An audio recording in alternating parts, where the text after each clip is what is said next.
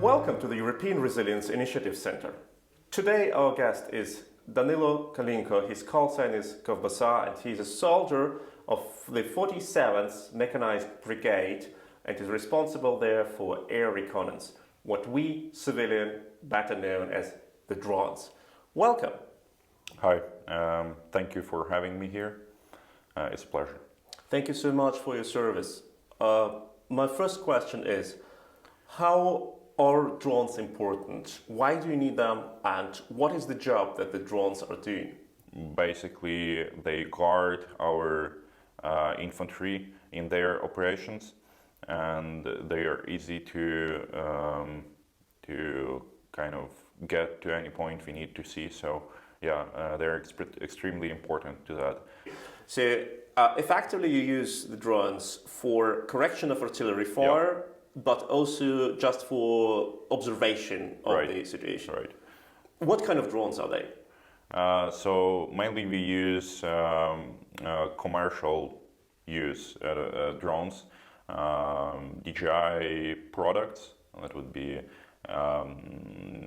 Mavic 3 series, Matrice series, and so on, since they are resilient enough to be put into military use. But that's on the kind of our level. So if we talk about the level higher, brigade level, then we would talk about much more complicated and complex systems. Complex systems and basically fixed wing UAVs. You're, if I'm not mistaken, you're 23 years old. Yeah, that's right. And you have been student, you have graduated from university learning IT, like machine learning. Right.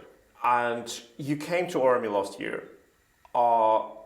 Did you know that you will deal with drones, or how do you come to this field of operation? No, actually I was going to 47th Mechanized Brigade to become mortarman.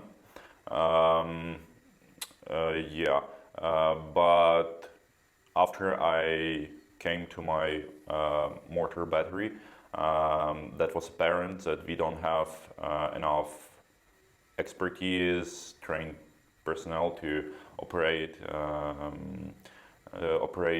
drones for actually correcting the mortars that we have. So I talked with my commanders, and we started kind of finding resources and training people to be able to provide correction for the mortars. Yeah, and that's how I started. Before joining the army, I actually prepared myself with that skill. So basically, I took some courses on operating drones. But from that time to the time I actually started training people, a lot of things have changed because it's such a dynamic field. So I had to kind of relearn it myself in the process. It was kind of natural fit for me, since it is one of the most tech-heavy specializations in the army. So yeah, that's why I kind of decided that I would be responsible for that. But tell me, like, when people donate for drones and drones come to you, they were normally bought in a normal store in Europe or elsewhere. Then the drones come to your unit. What do you do with them later? Right, so they need to be modified in a number of ways. First of all, the problems that we encounter is that we need to be fully secure in terms of our location and so on. So basically they need to be fit with special software developed by Ukrainian engineers, so that other product, civilian product from DJI, that's called Aeroscope, can't detect your location. So basically, this software would try to fool the Aeroscope system. That's the first modification. Also, we must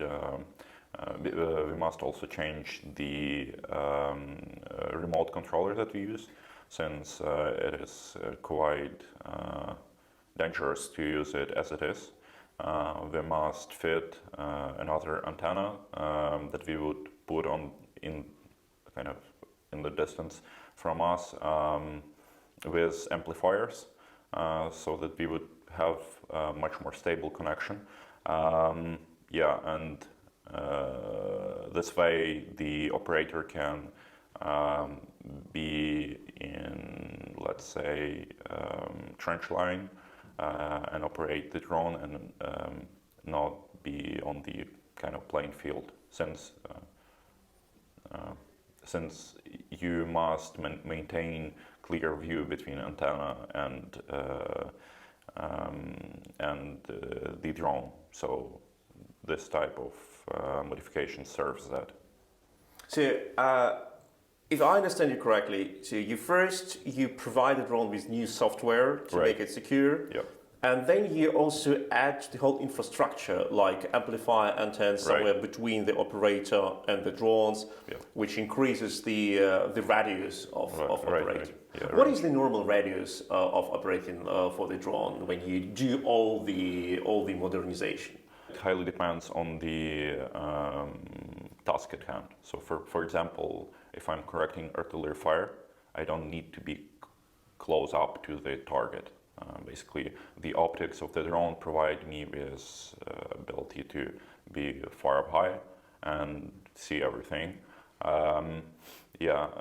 So, for example, if we correct mortars or, well, any artillery system, basically, that would be, I can be like 2.5, 3 kilometers away from me, and basically correct our artillery pieces. Then, if we are talking about reconnaissance, it can be as far as you need. So the only constraint would be battery life. So basically, you can either operate it close up, like 2.5, 3, 5 kilometers deep, and then you have some time to do reconnaissance. Or sometimes what we do is fly into the rear, but then you have not much time to spend there because you need to return to home. But then this would be an area where the enemy would not conceive their activity as well as basically they wouldn't hide as well as they would in the kind of the closest areas. It could be up to 7 kilometers, but then you have a lot of time constraints. If you get drones to the front line, they need to be modified, then they get used for different tasks like correction of artillery fire, reconnaissance and others. Don't forget to like this video, to subscribe to this channel, to share it and write your comments in commentary section. And we go back in deep into details of how drones can help the Ukrainian army to win. Danilo, please tell. You say you use the drones like for all these tasks. What is the average life of the drone? Like, how can Russians try to make your life more complicated, like with shooting down the drones or setting some jams? The first issue would be that GPS is not existent on the front line. It is fully jammed, and basically this means that your drones doesn't know where it is, its location. And why it is important for the drone to know it? Basically, it would be much easier to operate since naturally drones also affected by the wind. So drone would correct its position itself without operators commands to do so. Yeah, so basically it would be much easier so that operator can focus on the task at hand. Yeah. Also, drone would be it would be possible for drone to return to home by itself in the case of losing the signal between operator and drone. Now it is impossible. Yeah, so we must maintain good signal at all times, and also be aware about drones' position and displacement at all times. Yeah, the other thing, it's jamming of the frequencies that we use for operating. Yeah, just makes the signal between operator and the aircraft worse, and that's it. Basically, you have large systems that would jam the whole areas. You can deal with them because they kind of disperse equally between a vast area. The interference.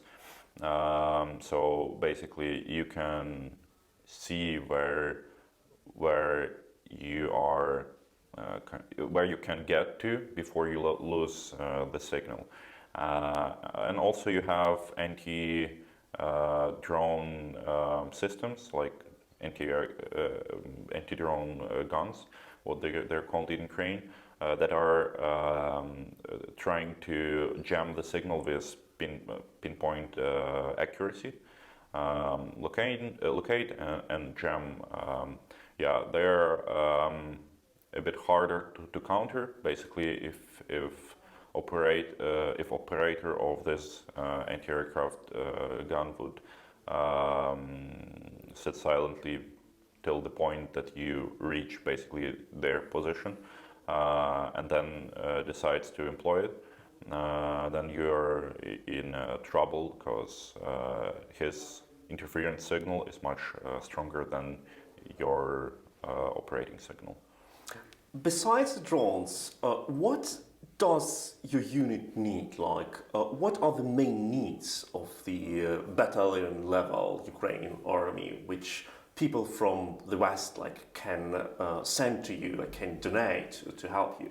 From my side, it's mainly drones because, yeah, they get lost in the operations, but also that would be communication systems. So basically, yeah, the man-portable radio stations, right?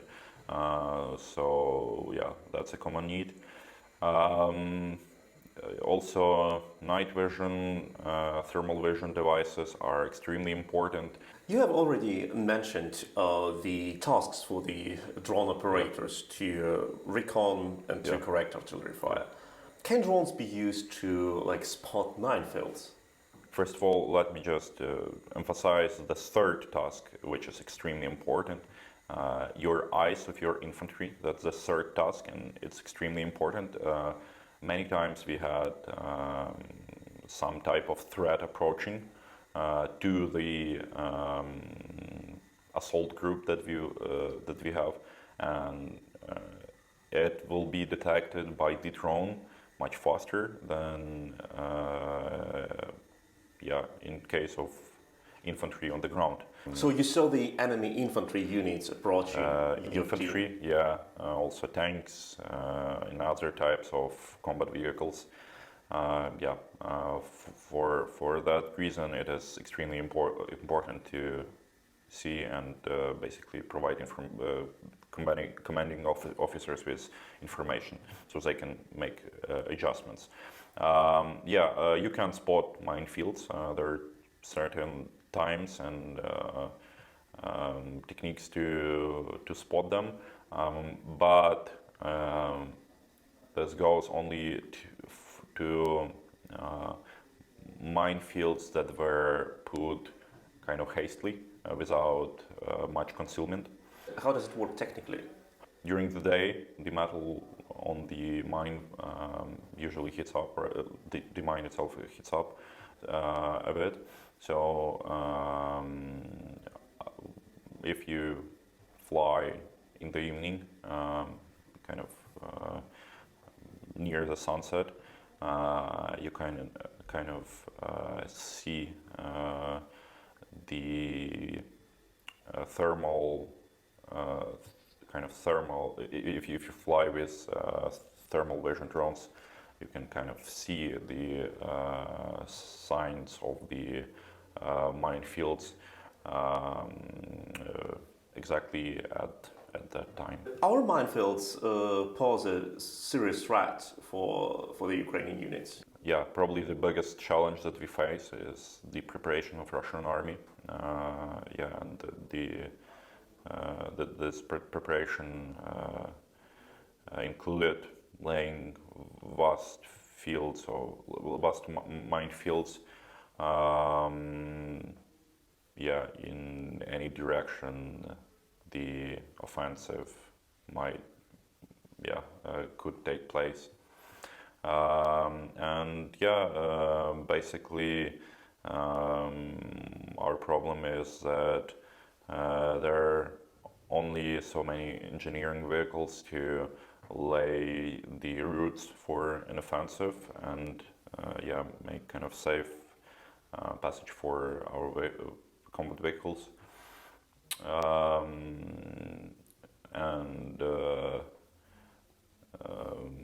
Even then, you would have kind of narrow space to maneuver in front of the enemy position that results in a lot of complications for the crews of let's say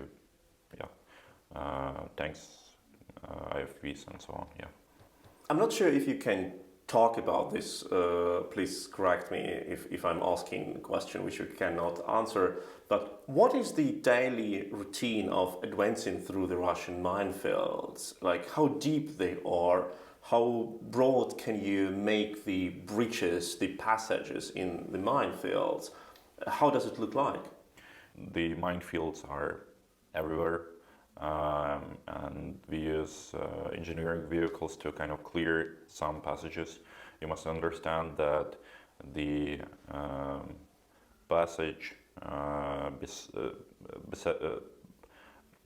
the width of the passage would be corresponding to the width of the engineering machine at hand. So basically, if it kind of makes passage to the enemy position and returns, you would be having kind of maybe 10 or 15 meters of the space to 10-15 broad.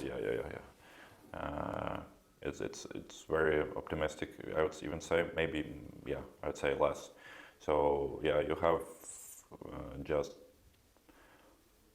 let me correct myself. Probably nothing more than 10 meters is possible. Basically, you can only maneuver in that space, and you must understand that combat kind of sometimes requires to sometimes fix your position, and then other vehicles must decide how they will kind of maneuver around you, and also that complicates the overall picture on the ground.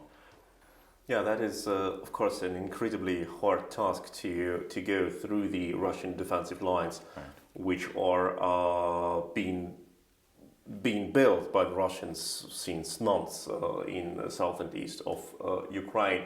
And we are talking to Danilo Kalinko, who is a Ukrainian soldier of 47th Brigade. and is responsible for drones units in his battalion. And before we go further and ask Danilo about how he can use drones better for bringing Ukrainian victory nearer, don't forget to like this, to subscribe to this channel, to like this video, to share it, and write your comments in the commentary section. Danilo, please educate me. When you get drones and you use them, you have already described the process, how you bring the drones to your unit, new software, new equipment, you install a new antenna. But what is the lifespan of the drone? I'd say the lifespan would be up to a week. We're trying to bring it to that point, but you can't honestly estimate that, because sometimes there are tasks that are much more important than the drone itself. So, for example, sometimes we might know that we are taking a risk on the aircraft, and it might not return, but the task is that important. How do you protect the operators? I guess operators should be a target for the Russian army. Yeah, we try to conceal ourselves as much as we can, so we are not visible. Also, we dig deep, and yeah, operators protect themselves by kind of establishing not defensive position, but basically a trench to work from, and that's the way it goes. Yeah. What kind of drones do the Russians use? Basically, similar systems in terms of kind of infantry units. They also use commercial drones from DJI, but also they. In terms of fixed wing systems, they've got serial production of Russian-made UAVs. In kind of all of the domains, in reconnaissance, jamming, also attack aircrafts. The serial production was established, and it causes a lot of complications to our operations as well. How can you counter them? I think by establishing our systems of our own. This is the only way. They must be technically superior, and also the quantity would be the quality of itself. So we must work on that as well. If I ask you how many drones you need at the same time to saturate your needs, what would be your dream number? Like I need 10 drones at the same time, 15 drones, 20 drones? I can't put a number on it. That's because the more systems we have, the more we employ. If I could, I would have one drone on every infantryman. So yeah, because it really serves a purpose, and information is everything. But basically we work from what we have. So if I would kind of explain the situation, we always maintain at least 2-3 aircrafts in the air. So anytime there is a need, we are on the spot that we are needed at. Also we must maintain some drones in reserve on the position. So in the event of the